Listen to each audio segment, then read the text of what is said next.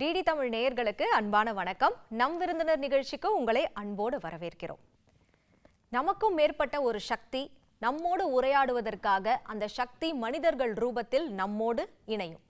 அந்த வகையில் இன்றைய உலகத்தில் சேவை மனப்பான்மை குறைந்து கொண்டிருக்கிறது, தான தர்மம் குறைந்து கொண்டிருக்கிறது. நாம் எண்ணும் பொழுது மற்றொரு புறம் அதை தங்களுடைய சேவையாக உயிர் மூச்சாக செய்யும் எத்தனையோ நபர்கள் இருக்கிறார்கள்.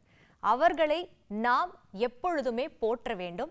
அந்த வகையில் நம் நிகழ்ச்சியில் இன்று நாம் போற்ற இருக்கும் நபர் கடலூர் மாவட்டம் சிதம்பரத்தை சார்ந்த எஸ் ராமச்சந்திரன் அவர்களை நம்முடைய நிகழ்ச்சிக்கு அன்போடு வரவேற்கலாம். வணக்கம் சார். வணக்கம் மேடம்.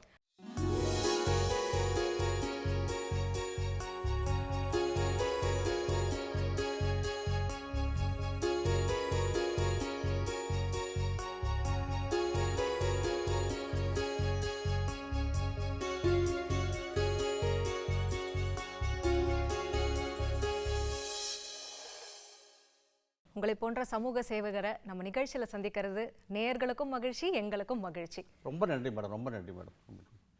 என் பேர் ராமச்சந்திரன். கடலூர் மாவட்டம் சிதம்பரத்துலேருந்து வரேன் மேடம். ஒரு சமூக சேவை ஆர்வலர். இந்த சமூக சேவை சார்பாக இரத்த தானம், கண் தானம், உடல் தானம், உடல் உறுப்பு தானம், தாய்ப்பால் தானம் மற்றும் ஆதரவற்ற நல்ல உடலடக்கம் செஞ்சிட்ருக்கேன் மேடம். இந்த சேவையை சர்வீஸாக பண்ணுறேன் மேடம். எந்த ஒரு எதிர்பார்ப்பும் இல்லாமல் மக்களுக்கு சேவை செய்கிறேன் மேடம். இது கண்டிப்பா பொதுவாகவே உங்களுடைய அந்த பயணம் பார்த்தீங்கன்னா ரத்த தானத்துல இருந்து ஆரம்பிச்சிருக்கு. ஆமாம் மேடம். அந்த ஆரம்பித்த எந்த வயதுல நீங்க இருக்கும்போது ஆரம்பிச்சதுன்னு சொல்ல முடியுமா? இந்த ரத்த தான சேவையை ஆரம்பித்து எப்படின்னாக்கா 1983 எனக்கு நானும் என் நண்பர் சீனிவாசங்கிறது ஒரு நிகழ்ச்சி போய்ட்டு வெளியில் வரும்போது இரவு சுமார் 11 மணி அளவு இருக்கும். அளவு இருக்கும்போது அப்போ கடலூர் மாவட்டம் பெரிய மாவட்டம், விழுப்புரம் மாவட்டம், திண்டிவனம், கடலூர் மாவட்டம் சேர்ந்தது. அப்படி ஒரு இது பிரபலமான நிறுவனம். அந்த நிறுவனத்தில் பணிபுரிய வேண்டிய ஒரு மனைவிக்கு அரிய வகை ரத்தம் A1 நெகட்டிவ், தலைப்பிரசவம், ட்வின்ஸ் ரெட்டை குழந்தைகள். பிறக்கும் போதே அந்த தாய்க்கும் ஒரு குழந்தைக்கும் மஞ்சக்காமலை. அதுக்கு ஒரு 48 மணி நேரம் டைம் கொடுத்தாங்க. அந்த 48 மணி நேரம் ரத்தம் ஏற்றணும் அந்த குழந்தையும் தாயும் காப்பாற்ற மட்டும் சூழ்நிலை இருந்தாங்க. அப்படி போது 48 மணி நேரம் முதல் ஒரு 5 மணி நேரம் டைம் சுருங்கி போச்சு, எங்கேயுமே கிடைக்கல. அப்போ எனக்கு நண்பர் சீனிவாசன் அந்த அரிய வகை ரத்தத்தை A1 நெகட்டிவ் அவர் குரூப் இது கொடுக்கும்போது செய்தி கேள்விப்பட்டு சிதம்பரம் வந்தாங்க. கேட்டாங்க, பிளட்டுனாங்க. அப்போ தான் ரத்தம் என்றால் என்னன்னு முதல்ல இருந்தது. அப்போ கேட்கும்போது அவர் நைட்டு ஒரு 12:30 மணி இங்கே தேடி வரும்போதும் நாங்கள் என் நண்பர் சொன்னார், காலையில் ஒரு 6 மணிக்கு கொடுத்துடலாம், அது இப்படி கொடுக்க முடியாது. நான் இந்த 6 மணி டயத்தில் டைம் முடிஞ்சு போச்சுங்க. ஒரு தாயும் குழந்தையும் இறந்து போச்சு ரத்தம் இல்லாமல். அதுலேருந்து ரத்த தானம் என்றாலும் அது முதல்ல அனுபவத்தில் இருந்தாங்க சேவை செய்ய ஆரம்பிச்சுங்க. முதல்ல பயம், ரத்தம் கொடுத்தா உடம்பு போடுமா, நல்லா இருக்கணும்னு பயம். இது ஒரு கொடுத்து தான் பார்ப்பேன், நல்லா இருந்தால் கண்டினியூ பண்ணணும், இல்லைனாக்கா நிறுத்தணுங்க. கொடுத்து பார்த்தேன், இதுதானே ரத்த தானம் வானதுன்னு. அதில் தொடர்ந்து நான் செஞ்சுட்டு வரேன். எங்கள் குழு சார்பாக செஞ்சு வரோம். பொதுமக்களை மோட்டிவேட் பண்ணி ஒரு அவேர்னஸ் பண்ணி அவங்களும் கொடுக்க வைக்கிறேன் மேடம். சார், பொதுவாகவே பார்த்தோம்னா ரத்த தானம் பண்ணுறதுல நிறைய பேருக்கு நம்ம பண்ணலாமா வேணாமா அப்படின்ற தயக்கம் இருக்குது. இப்போ நீங்கள் பார்த்தீங்கன்னா 158 யூனிட் ரத்தத்தை தானமாக வழங்கியிருக்கீங்க. அது மட்டும் இல்லாமல் 16,000 யூனிட் ரத்தம் பிறரிலிருந்து கலெக்ட் பண்ணி நீங்கள் வங்கிகளுக்கு சேகரித்து கொடுத்துருக்கீங்க. இப்போது ரத்த தானம் குறித்த விழிப்புணர்வு அது நம்மளுடைய மக்களுக்கு தேவைப்படுது, அதை நீங்கள் சொல்கிறீங்களா? கண்டிப்பாக முடியும். கிராமத்தில் பழமொழி சொல்லுவாங்களே, இறக்கரைக்கணி சுரக்கும்பாங்க இல்லையா? ஆமாம். அது மாதிரி ரத்தம் கொடுக்க கொடுக்க ஆரோக்கியம். நம்ம உடம்புல 5லேருந்து 6 லிட்டர் ரத்தம் இருக்குது. நம்ம கொடுக்க போது வெறும் 300 ml தான். நம்ம கொடுத்த ரத்தமானது சுமார் 12 மணி நேரத்தில் உடம்புல உற்பத்தி ஆகிடுங்க. நம்ம உடம்புல உற்பத்தி ஆகுது 3 பொருள் தான். முதல்ல குருதி ரத்தம், 2வது உமிழ்நீர், 3வது முடி வெட்ட வெட்ட வளரும், உமிழ் சுரக்க உள்ளவும் ரத்த உற்பத்தியாக கொடுக்கலாமா. நாம் சொன்ன மாதிரி ஏற்கனவே நம்ம கொடுக்க போகிற 300 ml போது ஒரு யூனிட்டுங்கிறது ஒரு நபர், ஒரு யூனிட்டு ஒரு ஆளுங்கிறது ஒரு ரத்த தான பேக்கு. அந்த பேக்கு பார்த்தீங்கன்னா 300 ml கெப்பாசிட்டி கொள்ளளவு. அது ஒரு மெடிசன் ஒரு 49 ml மெடிசன் இருக்கும். 300 + 50 350, அதை தான் ஒரு யூனிட்டும்பாங்க. அது தாங்க உடம்புல ரத்த தானம் எடுங்க. ரத்த தானம் எடுத்தானாக்கா -4 டிகிரி சென்டிகிரேடில் 35 நாள் ஸ்டோரேஜ் பண்ணலாம். இப்போ உள்ள நவீன தொழில்நுட்பத்தின்படி உடம்புல சேகரிக்கப்பட்ட ரத்தமானது 35 நாள் ஸ்டோரேஜ் பண்ணாங்க. ஆனால் 35 நாள் ஸ்டோரேஜ் பண்ணுறதுக்கு நேரம் இல்லை, ஏன்னா தேவைகள் நிறையா இருக்குது. அதனால் தாராளமாக கொடுக்குறாங்க. பொதுவாகவே எங்களுக்கு பொறுத்த வரைக்கும் படிக்காத தயங்க ரத்த தானம், படித்தவர்கள் நிச்சயமாக கொடுப்பாங்க. இந்த ரத்த தானத்தில் பொது நலத்தில் எங்களுக்கு ஒரு சுயநலம். எப்படி சுயநலம்னாக்கா, எங்கள் ரத்த தானம் கொடுக்கும்போது எங்களுக்கு ஒரு 5 டெஸ்ட்டு போடுவாங்க. ஃபஸ்ட்டு HIV பாசிட்டிவ் பார்ப்பாங்க, செகண்ட் VDRL பால்வினை நோய் இருக்கா பார்ப்பாங்க, 3வது மஞ்சக்காமாலை. சாதாரண மஞ்சக்காமாலை கண்ணு மஞ்சளாக இருக்கும், யூரின் மஞ்சளாக போகும், சிம்டம்ஸ் தெரியும். நம்ம ட்ரீட்மெண்ட் எடுத்து கீழாடும். அந்த ஹெப்படைட்டிஸ் பி, ஹெச்பி வைரஸ்னு ஒரு வைரஸ் இருக்குது, அது பிளட் டெஸ்ட்டை மட்டும் தான் தெரியும். அந்த நோய் தொற்று உள்ளவங்க ரத்த தானம் பண்ண முடியாது, பண்ணக்கூடாதுங்க. 4வது ஹீமோகுளோபின். இப்போ பிளட் டொனேட் பண்ணி இவருக்கு உடம்புல போதுமான அளவு ரத்தம் இருக்கா, இவருக்கு ரத்தம் எடுக்கலாமா, இவருக்கு அது தகுதியானவரா அப்படின்னு ஹீமோகுளோபின் டெஸ்ட் பண்ணுவாங்க. இப்போ நாங்கள் எங்கள் டெக்னாலஜியில் வந்து ஒரு ரேண்டம் சுகர் போட சொல்லிடுவோம். நாங்கள் இப்போ டெக்னாலஜியாக ரேண்டம் சுகர் போடும்போது எங்களுக்கு இல்லை. அப்படிங்கும்போது இது அந்த பொதுநலத்து சுயநலம் எங்களுக்கு எந்த வியாதி இல்லைங்கிறது மருத்துவரே எங்களை அங்கீகாரம் அளிக்கிறாங்க. அதனால் தாராளமாக கொடுக்கலாங்க, ஒன்றை பிரச்சனை இல்லாமல். இதை பொதுவாகவே ஆண்களோட பெண்கள் ரத்தம் சுத்தமாக இருக்கும்.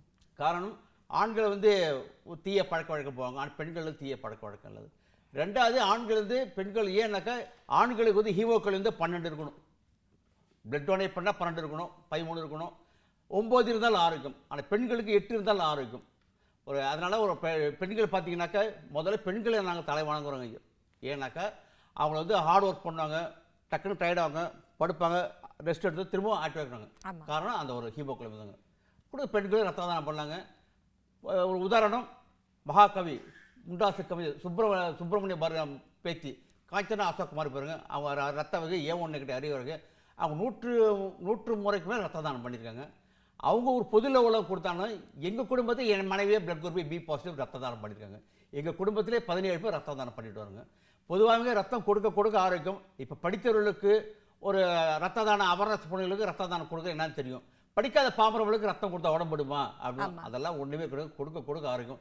உடல் தானம், உடல் உறுப்பு தானம், இது ரெண்டுத்துலையுமே பார்த்தீங்கன்னா சிக்கல்கள் நிறைந்த ஒரு விஷயமா தான் இதை நம்ம பார்க்கணும். ஏன்னா ஒரு ஒருத்தர் இறக்குறாரு அப்படின்னா குடும்பத்தாருக்கு வந்து அது மிகப்பெரிய ஒரு மன உளைச்சலான நேரம். அந்த நேரத்தில் போயிட்டு அவங்கள உடல் தானம் கொடுக்கணும், இந்த மாதிரி ரெஜிஸ்டர் பண்ணியிருக்காங்கன்னு அவங்கள புரிய வைத்து அந்த சேவையை செய்கிறது தொடர்றது அப்படின்றது சவாலான ஒரு விஷயம். அதை எப்படி நீங்கள் செய்கிறீங்க? இது நல்ல கேள்விங்க. இப்போ இதே உடல் உறுப்பு தானம் கூட அன்றன்னைக்கு ஒரு உடல் உறுப்பு தானம் கொடுத்து அது மக்களுக்கு தெரியாது.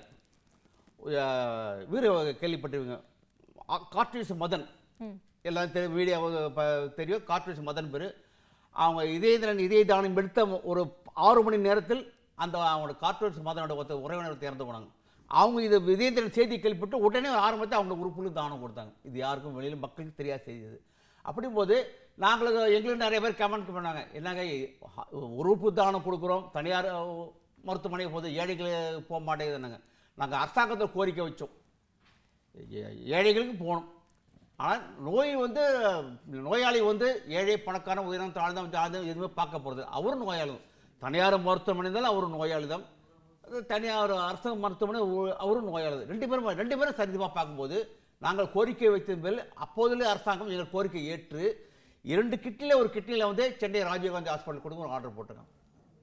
ஒரு உறுப்பு தானம் கிடைத்தாக்க முதல் பீரியட் அரசு மருத்துவமனை, அரசு மருத்துவமனை எந்த மருத்துவமனை ஆர்கன் எடுக்கலாம், எந்த மருத்துவமனை ஆர்கன் டிரான்ஸ்பிளான்ட் பண்ணணும் அப்ரூவல் கொடுத்தாங்களோ அந்த மருத்துவ கொடுக்கணும் ஒரு ஆர்டர் கொடுத்தாங்க. அது எங்கள் கோரிக்கைக்கு அரசாங்கம் கொடுத்த ஒரு மிகப்பெரிய ஒரு வெகுமதியாக கலக்கிறாங்க ஐயா. அப்படிங்கும்போது நிறையா கொடுக்குறாங்க. அதாவது ஒரு உடலுறுப்பு தானம் 16 உறுப்புகள் தானம் கொடுக்கலாம். கண் தானம் 4 பேர் பார்க்க கிடைக்கணும். அதேமாதிரி வந்து 2 கிட்னி தானம் கொடுக்கும், 2 கிட்னி ஆளுக்கு ஒரு கிட்னி இருக்கலாம். அதேமாதிரி வந்து இதயம் தானம் கொடுக்கலாம், கல்லீரல் தானம், கணையம் தானம் கொடுக்கலாம், எலும்பு தானம் கொடுக்கலாம், எலும்பு மஞ்சள் தானம் கொடுக்கலாம், தோல் ஸ்கின்னு தானம் கொடுக்கலாங்க. இத்தனையும் கொடுத்தா 16 பேர் மறுவாழ்வு பெறுவாங்க.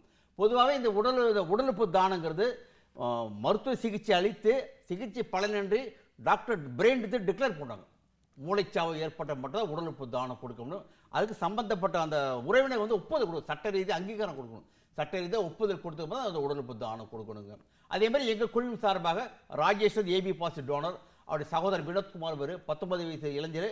அவர் ஒரு விபத்தில் சிக்கி காயமுற்றார். அவரை ராஜா முத்தையா மெடிக்கல் காலேஜ் அனுமதிக்கப்பட்டும் மேல் சிகிச்சைக்காக பாண்டிச்சேரி ஜிம்பரில் நாங்கள் அப்புறம் அட்மிட் பண்ண சிகிச்சை பலனின்றி டாக்டர் சொல்லிட்டாங்க, பிரெயின் எடுத்து டிக்ளேர் பண்ணிட்டாங்க. உடனே அந்த நபரை தொடர்பு கொண்டார். தம்பி வந்து உறுப்பு தானம் கொடுக்கணும். அப்போ இருந்த காலகட்டத்தில் ஜிம்பரில் வந்து கிட்னி மட்டும்தான் டிரான்ஸ்ஃபர் பண்ண அப்ரூவல் கொடுத்தாங்க. அப்படிங்கும்போது அந்த 2 கிட்னி அங்கே தானம் கொடுத்துரும். இது என்ன வேடிக்கை என்றால், ஜாதி மதம் மொழி இல்லாமல் அந்த கிட்னியானது பல்வேறு மதத்தை சேர்ந்தவர்களுக்கு பொருத்தப்பட்டுள்ளது. உடல் உறுப்பு தானம் வரும்பொழுது கண் தானம், இதை பற்றி நீங்கள் என்ன நினைக்கிறீங்க? இந்த சேவையில் நீங்கள் நிறைய விஷயங்கள் பார்த்துருப்பீங்க, இதில் இருக்கும் சிக்கல்கள் என்னென்ன, இதில் நீங்கள் கடந்து வந்த பாதை உங்களுக்கு என்னென்ன மாதிரியான அனுபவங்களை கொடுத்துருக்கு, அது எங்களோட பகிர்ந்துக்க முடியுமா? ஒரு ஒரு கண்தான ஒரு A1 நெகட்டிவ் பிளட்டு தேவை. அதே மருத்துவர்கள் கிடைக்காத பிளட் குரூப்பு உடனே இமிடியேட்டாக ஒரு 70 அம்மாவுக்கு தேவை. டாக்டர் வந்து பிளட்டு கிடைக்கலாம், மருத்துவம் வந்து ராமச்சந்திரன் ஒரு தானமாக கொடுப்பாரு. பேர் சீல் நம்பர் எழுதி கொடுத்துறாங்க. எழுதி கொடுத்து வெளில போது அதுக்குள்ளே வேறு தொடர்பு இல்லாத நபர்கள் அவங்க தொடர்பு உள்ளாங்க. எனக்கு கொஞ்சம் பணம் கொடுங்க, நான் ரத்தம் தரேன்னாங்க. A1 கிடைக்காத பிளக்கும் போது சரிங்க நான் கொடுக்கலாமே. இல்லைங்க அவர் யார் கொடுத்தாங்க, யாரோ ராமச்சந்திரன் பார்க்க போனேன்.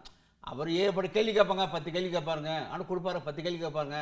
கொடுப்பாருன்னு லேட் ஆகும். நம்ம உடனே பக்கத்தில் ஆள் இருக்கு, உடனே கொடுக்குறேன். எனக்கு பணம் ஒரு பொருளாதாரத்தை கேட்டார்.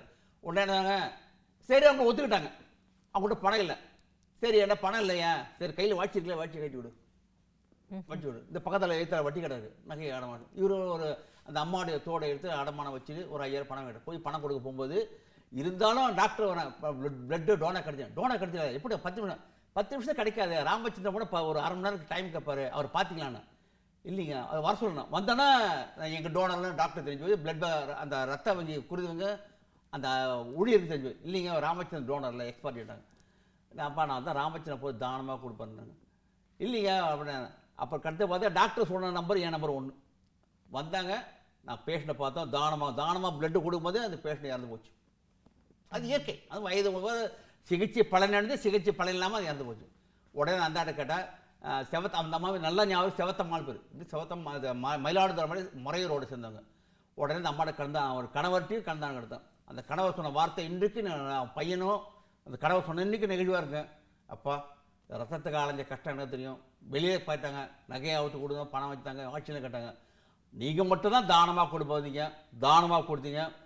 ஒரு ஜூஸ் கூட வாங்கி கொடுங்க, நீங்கள் ஜூஸ் வாங்கி தரீங்க, உங்கள் சேவை அங்கீகாரம்னு. ஐயா இன்னொரு நல்ல காரியம் பண்ண சொல்லுங்க தம்பி. நாங்க கண்தானம் கூட தான் 4 அப்போ 2 பேர் தான் கண்தானம் கொடுத்தேன். கண்தானம் என்ன தம்பின்னு கேட்டாங்க. படிப்பார் கிராமத்தில். ஐயா கண்ணை மூடுங்கண்ணே, ஒரு 5 நிமிஷம் அடங்கண்ணே, ஒரு 10 நிமிஷம் தடுமாறு.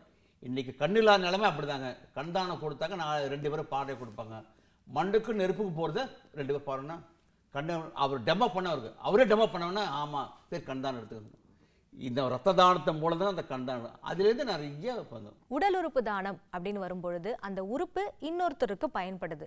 ஆனால் உடல் தானம் அப்படின்றது எப்படி பயன்படும், யாருக்கு பயன்படும், இதை பற்றி சொல்கிறீங்களா? ஏன் மருத்துவத்துறை இந்தியா சாதனை பண்ணுறோம்னா மற்ற மருத்துவ வெளிநாட்டுகளில் வந்து தியரி மட்டும்தான், படிப்பு உண்டு, ப்ராக்டிக்கல் கம்மியாது. ஆனால் இந்தியாவில் மட்டும்தான் படிப்பு உண்டு, ப்ராக்டிக்கல் உண்டு. ஆமாம். அந்த மருத்துவத்துறை வந்து 6 வருஷம் MBBSம்பாங்க, யூஜிக்கு 6 வருஷம் படிப்பு. அந்த 6 வருஷம் படிப்பு 1ஆம் ஆண்டு படிப்பு அனாட்டமி, உடற்கூறு. தமிழ்லேருந்து உடற்கூறு துறை அனாட்டமி டிபார்ட்மெண்ட்டுங்க. அந்த உடற்கூறுத்துறையில் வந்து படிக்கிற மாணவர்களுக்கு உடல் தானம் தேவை. எப்படி உடல் தானம் தேவை? அது வந்து எப்படின்னாக்கா வெளிநாட்டில் வந்து பொம்மையை வச்சு டெவலப் பண்ணும், பொம்மையை வச்சு டெவலப் பண்ணி ஸ்டூடெண்ட்டு காட்டுவாங்க. ஆனால் இந்தியாவில் தான் மனித உடலை வச்சு ப்ராக்டிக்கல் பண்ணுவாங்க. அந்த அந்த படிக்கிற மாணவர்களுக்கு வந்து உடல் தேவை. எந்த ஒரு படிப்புக்கும் அரியர்ஸ் வைக்கலாம். ஆனால் MBBS அந்த மருத்துவத்தை அரியர்ஸ் வைக்க முடியாது. 1ஆம் ஆண்டு படித்து பாஸ் பண்ணால் செகண்டாக அது படித்து பாஸ் பண்ணால் 2ஆம் ஆண்டே போக முடியும். அவன் எத்தனை வருஷம் பாஸ் பண்ண வரைக்கும் அவன் ஃபர்ஸ்ட் இயர் படிக்கணும். அது எல்லாரும் தெரியும். அப்படிங்கும்போது அந்த உடல் தானம் போது இப்போ நவீன தொழில்நுட்பம் வந்துச்சுங்க. அந்த நவீன தொழில்நுட்பத்தை பயன்படுத்தி நிறைய அவேர்னஸ் வந்துச்சு. இந்த உடல் தானம் யாராவது கிடைக்கணுனாக்கா MBBS படிக்கிற 1ஆம் ஆண்டு படிக்கிற மாணவர்கள் யூஸ் ஆகும். 2வது முதுகலை பட்டம் PG பண்ணுறாங்க பார்த்தீங்களா, அவங்களுக்கு உடல் தானம் தேவை. 3வது டென்டல், பல் டாக்டர், MBBS வேறு டென்டல் வேறு. ஆனால் அது மருத்துவம் சேர்ந்தது. அந்த மருத்துவ இந்த பல்துறை பல் சம்பந்தப்பட்ட படிக்கிற மருத்துவம் உடல் தான சேவை. 4வது வந்து பிஃபார்ம் எம்ஃபார்ம், அந்த டிஃபார்ம் படிக்கிற ஸ்டூடெண்ட்டுக்கு மருத்துவ தேவை. 4வது BSc nursing, MSc nursing course படிக்க பார்த்தீங்களா, அவங்களுக்கு அந்த உடல் தானம் தேவை. 6வது பிசியோதெரப்பி, அவங்களுக்கு அந்த உடல் தானம். அந்த 6 பேர் இந்த உடலே கற்றுக்கலாங்க. உடல் தானங்கிறது மிகப்பெரிய ஒரு புண்ணியமான தானங்க. அந்த மனித உடல் எப்படி தானம் கொடுக்கலான்றாக்கா, ஒரு நவீன தொழில்நுட்பம் என்னன்னாக்கா, இப்போ இறந்தோட பொதுவாக பிரிச பாக்ஸ் வைக்கணும். இறந்தோடனே பிரிச பாக்ஸ் பாடி வைக்கணும். உடல் தானம் 2 வகையை கொடுக்கலாம். ஒன்று உயிருள்ளும் போது முறைப்படி பதிவு பண்ணி அடையாள அட்டை வச்சு உடல் தானம் கொடுக்கலாம். 2வது அந்த ஆன் த ஸ்பாட்டில் கன்சல்ட் பண்ணி அண்டர் ரிஜிஸ்ட்ரேஷன் பாடி டொனேட் பண்ணோம். ஒரு உதாரணம், உயிரிழமான உடல் தானம் கொடுக்குறேன் அப்படின்னாக்கா அது சில சட்ட ரீதியாக தகவல் இருக்குது. சட்ட ரீதியாக நாங்கள் டாக்குமெண்ட் வாங்கி பதிவு பண்ணி அவங்கள்ட்ட அந்த மருத்துவர்கள் அடையாளத்தை வாங்கி கொடுத்துருவோம். இது ஒரு வகை. இது சொல்லியிருப்பாங்க, ஆனால் அந்த நாத்தை மறந்துருப்பாங்க. அப்படியே அண்டர் ரிஜிஸ்ட்ரேஷன் பாடி டொனேட் பண்ணாங்க. சட்ட ரீதியாக நாங்கள் தானமாக கொடுக்குறோம். நாங்கள் சட்ட ரீதியாக தானமாகவும், மருத்துவக்கல்வியிலும் நாங்கள் சட்ட ரீதியாக தானமாக கொடுப்போம். மருத்துவக்கல்வி எங்கள் சட்ட ரீதியாக தானமாகுங்க. ஒரு உதாரணம் காலை ஒரு 6 மணிக்கு இறந்துட்டாங்கனாக்கா முதல்ல கண்களை தானமாக கொடுத்தோம். கண்களை தானம் எடுத்துட்டு சாயந்தரம் 4 மணிக்கு உடல் தானம் கொடுக்குறேன், சாயந்தரம் 5 மணிக்கு உடல் தானங்க, இல்லை மறுநாள் காலை 10 மணிக்கு தானங்க. எந்த நேரத்தில் உடலை தானமாக கொடுக்கலாம் அந்த நேரத்தில் உடலை தானமாக கொடுக்கலாம். ரெண்டாவது நம்ம மத சடங்கு, ஈமச்சடங்கு, மத நம்பிக்கை இருந்தால் ஈமச்சடங்கு அனைத்து செஞ்சுட்டு கொடுக்கலாம். அபிஷேகம் ஆராய்ச்சிகள் செஞ்சுட்டு கொடுக்கலாம். எங்கள் அனுபவங்க, ஒரு ஸ்ரீமுஷ்டதோ லேடி, அந்த அம்மா வந்து மகள் வந்து ஆஸ்திரேலியா நாட்டில் சிட்டிசன் ஆகிட்டாங்க. ஒரே மகள் ஆஸ்திரேலியா நாட்டு சிட்டிசன் ஆகிட்டாங்க. ஆனால் அந்த அம்மா வந்து தமிழ்நாட்டோட தமிழ் மண்ணோட போக மாட்டேன் இருந்துட்டாங்க. கொஞ்சம் நல்லா வசதியானவங்க. அந்த அம்மா சொல்லிட்டாங்க, நான் இறந்துட்டா உடல் தானம் கண் தானம் கொடுக்குறது மகள்கிட்ட சொன்னாங்க. அந்த மகன் அந்த அம்மா இறந்துட்டாங்க. அது சட்ட ரீதியாக கொடுக்குறத அந்த தாய்க்கு இறுதிச்சடங்குக்காக அந்த மகளானது ஆஸ்திரேலியாவிலேருந்து வந்தாங்க. ஆஸ்திரேலியாவிலேருந்து இந்தியாவுக்கு வந்து தாயார் இறுதி ஆசை நிறைவேற்றி கொடுத்துட்டு போனாங்க. அதுக்கு காரணம் தான் பிரித்து பார்த்தோம். 2 நாள் பிரித்து பாக்ஸில் பாடி வச்சோம். உடம்பு கிடையாது. ஏன் பிரீசர் பாக்ஸில் வைக்கணும்னாக்கா அப்போ தான் பாடி வந்து பிரீசர் பாக்ஸில் டீகம்போஸ் ஆகுது. பாடி வந்து என்பாமியம் பண்ண முடியும். பாடியை என்பாமியம் பண்ண முடியும். முதல்ல இந்த பிரீசர் பாக்ஸ் வரத்துக்கு தொழில்நுட்பம் வரத்துக்கு முன்னாடி இறந்த ஒரு 6 மணி நேரத்தில் இறந்த உடனே இந்த மருத்துவக்கல்வி கொடுத்தாங்க. இந்த பிரீசர் பாக்ஸ் வந்தது நவீன தொழில்நுட்பம். அந்த தொழில்நுட்பம் யாருக்கு அதிகமாக பயன்படுது? மருத்துவக்கல்வி தான் பயன்படுது. உங்களுடைய இரத்த தான கழகம் சிதம்பரத்தில் ரொம்பவே வந்து பிரசித்தி பெற்றது. இதை பற்றி எங்களோட நீங்கள் பகிர்ந்துக்க முடியுமா? என் பேர் நான் ஒரு அமைப்புலாம் கிடையாதுங்க. எங்கள் குழுவினை பிறகு தன்வார் ரத்த தான கழகம் பேருங்க. அது பேர் ஏற்ற பத்திரிகை துறையை தான் பேர் வச்சாங்க. ராமச்சந்திரன் பேர் மொட்டையாக ராமச்சந்திரன் வைக்காதீங்க, மக்களுக்கு தெரியணும். டக்குன்னு சொல்லணும்னா ஒரு பத்திரிகை நண்பர் தான் வச்சாரு, தன்வார் ரத்த தான கழகம்னு பேர் வச்சாரு. இது வந்து ரிஜிஸ்ட்ரேஷன் கிடையாதுங்க, என்ஜிஓ கிடையாது, ட்ரஸ்ட்டு கிடையாது. அமைப்பு ஒன்மைன் ஆர்மி. பட் அதில் குழுவினர் இது குழுவினர் தான். என்றைக்குமே ஒரு கூட்டு முயற்சி கூட்டு பிரார்த்தனைக்கு பலன் உண்டு இல்லையா? தனிமரம் தோப்பாகாது. அந்த அமைப்பு எங்கள் குழுவினர் சார்பாக தான் இதை அனைத்தும் செய்யணும். இந்த சேவை அனைத்தும் குழுவினருக்கு சமர்ப்பிக்கப்படுகிறது. இப்போ உங்களுடைய சேவைகள் அப்படின்னு வரும்பொழுது நம்ம எல்லாமே வந்து மருத்துவ சார்ந்த சேவைகளாக பேசிட்டு இருக்கோம். ஆனால் சட்டம் சார்ந்த சேவையும் நீங்கள் செஞ்சுருக்கீங்க. அது குறித்து எங்களோட பகிர்ந்துக்க முடியுமா? லோக்கத்தால் தான் மக்கள் கேள்விப்பட்டீங்க. ஆமாம், மக்கள் நீதிமன்றம் தீராத வழக்குகளை தீர்க்க வைக்கிற இடமும். அதில் 2016 என் சேவையை பாராட்டி கூப்பிட்டாங்க லோக்கத்தால் சிட்டிங்க. நான் சொன்னேன், ஐயா நான் படிக்காதவன், சட்டம் என்னன்னு தெரியாது, இங்கிலீஷ் தெரியாது அப்படின்னு. இல்லை வாங்குற உங்களோட சேவைக்கு அங்கீகாரம் வேணும். ஏன்னா மக்கள்கிட்ட சர்வே எடுக்கும்போது ராமச்சந்திரன் பியூரிட்டி சொல்லியிருக்காங்க. அதனால் உங்களுக்கு வந்து செட்டிங்கில் ஆண்டு லோக்கத்தால் தெரியுமானாங்க. தெரியும் சார். என்னென்ன லோக்கத்தாளத்தில் வந்து தீர்வு விட்டால் தீர்வானது தான் மேல்முறையீடு போக முடியாது. அப்படி நீங்கள் தவறினாக்கள் அந்த யார் வழக்கு தொடுத்தாரோ அதுக்குள்ள என்ன கோரிக்கையோடு அனைத்து செய்யப்படணும்னு ஒரு நாம்சது. அப்படிங்கும்போது என் சேவை அங்கீகாரம், எங்கள் குழுவின் சார்பாக செய்யப்பட்ட அங்கீகாரத்தை ஏன்னா அதுக்கு ஒரு முன்னிலைப்படுத்தி அந்த லோக்கத்தாளத்தில் உட்காந்துங்க. அதில் உட்காரும்போது முதல்ல ரிட்டையர்டு மேஜிஸ்ட்ரேட் உட்காந்துருப்பாங்க, பக்கத்தில் வக்கீல் உட்காந்துருப்பார், 3 பப்ளிக், யார் வாலிடாக சரி பப்ளிக் உட்காந்துருவாங்க. வழக்கு தொடுக்குறவங்க வருவாங்க. அதில் வந்து அந்த லோக்கத்தாளத்தை திறப்பது. ஒரு படிக்காதவனை வந்து ஒரு சமூக சேவையாளர் வந்து அந்த ஜட்ஜ்மெண்ட்டில் காப்பியில் கையெழுத்து போகிறது மிகப்பெரிய பாக்கியம். அந்த ஜட்ஜ்மெண்ட் காப்பி நேர்மையாக இருந்தாங்க. எல்லாரும் நேர்மையாக தான். ஆனால் பியூர் நேர்மை எப்படின்னாக்கா மக்களே வந்து சொன்னாங்க, சார் அந்த வழக்கறிஞரே சொன்னாங்க, சார் குடிக்கும்போது தண்ணி வீட்டில் எடுத்து தர்றாரு, வீட்டில் குடிக்க தண்ணி கூட வாங்க மாட்டேறாரு, அவர் காப்பி டீ கூட ஃப்ளாஸ்கில் போட்டு வந்துறாரு, சாப்பாடு கூட வீட்டில் போய் தைசான் சாப்பிட்டு வந்துடுறாரு, தைசா ஊறுகாய் சாப்பிட்டு வந்துறாரு. அது இங்கே ஒரே நான் கூட ஜட்ஜ்மெண்ட் காப்பியில் அவங்க கொடுக்குற பச்சை இங்கில் கைத்து போடணும். நான் அதை கூட எடுத்துகிட்டு போனேன். இல்லை சார் சட்டத்திட்ட உட்படுதுனாங்க. அதே மாதிரி சட்டத்தில் வந்து அவங்க கொடுக்குற கிரீன் இங்கில் கைத்து போட்டு திரும்ப அவங்கள்ட்ட கொடுத்துருவோம். மற்றபடி அவங்கள்ட்ட எதிர்பார்க்கவே இல்லைங்க. அது தங்கிக்காத 1 வருஷம் நாங்கள் வந்து மக்கள் சேவை தான். அந்த மக்கள் சேவை மிகப்பெரிய சேவைகள் நிறையா பார்த்துருக்கேன் மேடம். ஒரு சின்ன உதாரணங்க, ஒரு கேஸ் வந்துங்க. கேஸ் வந்தோன்னா அது ஒரு 13 ரூபா. அது கிட்டத்தட்ட எல்லாம் சேர்த்து ஒரு 30 ரூபா ஆகிப்போச்சு. அந்த ஒருத்தர் போகும்போதே நாங்கள் லோக்காத்தாளத்தை தீர்வும்போது அந்த ஜட்ஜ்மெண்ட் சொன்னாங்க. நான் ஜட்ஜ்மெண்ட் காப்பி சொல்லிவிட்டோம். இல்லை சரிங்க ஒரு பாதி பணம் 8000 கட்ட சொல்லிட்டோம். 8000 நமக்கு போயிட்டாங்க. போயிட்டு ஒரு 1 ஹவர் கழிச்சு ஒரு டைம் கொடுத்தோம். வரும்போது பார்த்தா ஷாக் ஆகிட்டோம். நான் நீதிபதி சொல்கிறேன், வக்கீல் சொல்கிறேன், சார் அது ஒரு என்ன ராமச்சந்திரன் சார், அந்த அம்மா வந்து அது கழுத்தில் போட்ட செயினை கழுத்துறது அது பாருங்க. நான் வந்து கழுத்து திருமங்கலத்திய அடமானம் வச்சு ஒரு மஞ்சள் கயிறு கோத்து வந்துடுறேன். ஷாக் ஆகிட்டு சார் தானே. ஓஹோ ராமச்சந்திரன் பப்ளிக்கில் இதான் நீங்கள் கவனிக்கிறீங்களா? என்ன இல்லைங்க சார், சந்தேகமாக கேட்டாங்க. அந்த அம்மா கண்ணு கலங்கிட்டு, ஆமாம் சார் உடனே பணம் கட்ட சொன்னாங்க. உடனே ஜட்ஜ்மெண்ட் சொன்னார், எல்லாமே தள்ளுபடி. எப்படிங்க? அந்த அம்மா கையெழுத்து கும்பிட்டாங்க, இறைவனுக்கு மட்டும் சொல்லி. இறைவன் மட்டும் என்ன நன்றி சொல்லக்கூடாது. 3 பேர் கூப்பிட்டாங்க. 3 பேர் இல்லாமல் சட்டம் ஏதாவது அங்கீகாரம் இருக்குது, சட்டத்தை சொல்லுது. சட்டத்தை மதிச்சு நாங்கள் வந்து நீங்களும் மதிச்சிட்டீங்க. அதனால் சட்டத்துக்கு நன்றி சொல்லி இறைவன் நன்றி சொல்லுது. என்ன மறக்க முடியாத சம்பவங்க. அந்த திருமாங்கல்யம் வச்சு அது ரொம்ப கஷ்டம். கண்டிப்பா கண்டிப்பா. அது அதே மாதிரி தாங்க. அது ஒவ்வொரு நிகழ்வு வருதாங்க. அது எங்களுக்கு சர்வீஸ் கிடைச்சி மிகப்பெரிய ஒரு அங்கீகாரமான பல நெகிழ்ச்சியான சம்பவங்கள் வந்து உங்களுக்கு பொக்கிஷமா மலரும் நினைவுகளா என்றுமே உங்களுக்கு கிடைச்சிருக்கு நீங்க செய்யற சேவைகள் மூலமா. பொதுவாகவே சமூக சேவை செய்யறவங்களுக்கு எப்பொழுதுமே குடும்பத்துடைய ஒத்துழைப்பு அப்படின்றது கிடைக்குமா அப்படின்றது ஒரு கேள்விக்குறிதான். உங்களுடைய வாழ்க்கையில் அது எப்படி அமைஞ்சிருக்குன்னு எங்களுக்கு சொல்றீங்களா? குடும்பத்தார் ஒத்துழைப்பு சேவை செய்ய முடியாது. முதல்ல அது சேவை செய்ய அங்கீகாரத்தை எனக்கு தாய் தந்தை இருக்கும். முதல்கன்னு நான் வணக்கத்தை தெரிவித்துக் கொண்டேன். ஏன்னா எங்கள் அப்பா வந்து ஒரு படிக்காதவர், 3ஆவது தான் படிச்சிருக்காரு, சமையல்கார். எல்லோரும் அப்பா அம்மா அப்பா சொல்லுவாங்க. நான் மட்டும் வித்தியாசம் அப்பா அம்மா சொல்லுவேன். 2 பேரும் ஆசீர்வாதம் பண்ணுறேங்க. எங்கள் அப்பா வந்து சூரிய ஒளி மேலே படாதவர். அந்த நெருப்பு எண்ணெய் புகையும் விறகடுப்பு போய் சுவாசம் பண்ணவர். அது எண்ணெய் பேச போடுற பூசி கொண்டார். அவர் மூலம் தான் எங்கள் அப்பா சொல்லார், யாரும் தான் செய்யலாம், பசிக்கிறதுக்கு முதல்ல அன்னதானம் கொண்டு, அதெல்லாம் வந்து வீட்டுக்கு முதல்ல சேவை செய், நாட்டுக்கு சேவை செய்ய, அப்புறம் இறைவனை செய்யணும்னு முதல் குரு என் தந்தை, அடுத்து தாய். அவங்க 2 பேரும் சப்போர்ட்டாக செஞ்சேன். ஆரம்பத்தில் குடும்பத்தில் மற்றவங்களாம் சகோதர சகோதரி இருந்தது, முதல் எதிர்ப்பு இருந்தது. ஆனால் போக போக சரி அந்த தம்பி போகிறவர் அண்ணன் போகிற நல்லா சேவை போனால் அவங்களும் அந்த அங்கீகாரத்தை கொடுத்துறாங்க. இவங்க அப்பா அம்மா போகிற குடும்பத்தரமாக மிகப்பெரிய அங்கீகாரம் என்னுடைய வாழ்க்கை துணை திரு சித்ரா அவர்கள். ஏன்னா அவங்க இல்லாமல் மனைவி சப்போர்ட் இல்லாமல் போக முடியாது. ஏன்னா ராத்திரி 1 மணிக்கு 2 மணி போவேன், தனியாக விட்டுட்டு போவேன். போகும்போது நான் இது வரைக்கும் திருமணம் ஆகாரத்து முன்னாடியே நான் எங்கேயும் சொல்லிட்டு போக மாட்டேன், வெளியில் போக சொல்ல மாட்டேன். ஆனால் குடும்பத்தார் தானே எங்கே போகணும். ஆனால் திருமணம் ஆன பிறகு என் மனைவி பயந்தாங்க. என் மனைவிட்டு மட்டும் சொல்லுவேன், நான் வெளியே இங்கே போகிறேன், இங்கே போய் கரெக்டாக சொல்லிட்டு சொல்லுவோம்.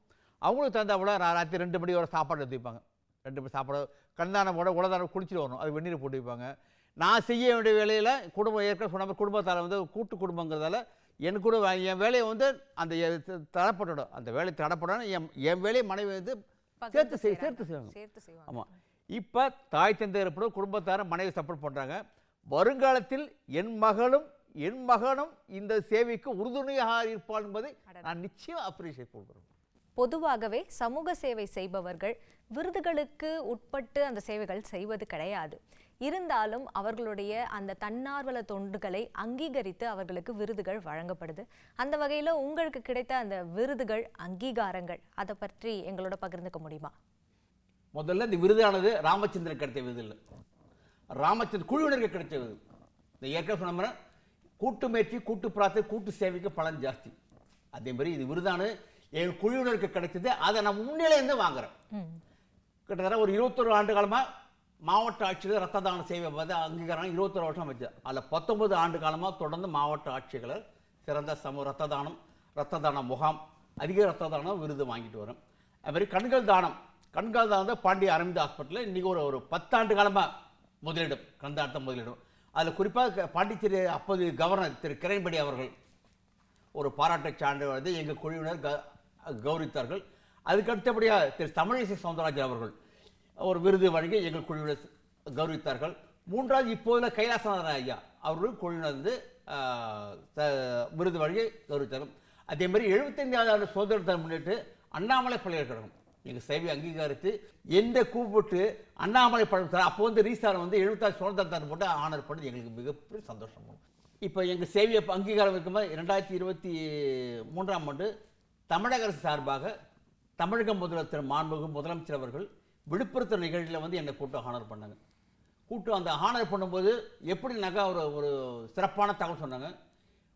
இந்த மாவட்டத்தில் யார் உண்மையான மக்கள் சேவை செய்கிறாங்க, அந்த உளவுத்துறை முறை எடுத்து சொன்னாங்க.